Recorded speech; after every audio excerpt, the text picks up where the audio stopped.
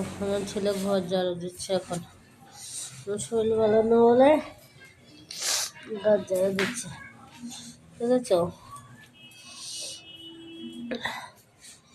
কি করবো বন্ধুরা বলো?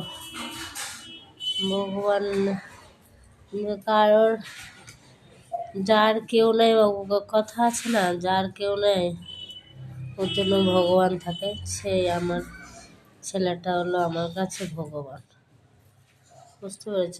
যে এইটুকু কাজ করেছে, এটা আমি ছেলেকে কি করে আমি কি বলবো, আমি নিজে মানে বুঝতে পারছি না আমার ছেলেকে আমি কি বলে জানাবো। মানে দেখো পার্সেল এসে আর কি পরে আমাকে পার্সেলটা খুলে পরে আমাকে ভাত খেয়ে দিল, বাচ্চালটা খাইয়ে দিল, খাইয়ে দেওয়ার পরে মুখ দিয়ে দিল, মুখ দিয়ে এখন ঘর ঝাড়ু দিল।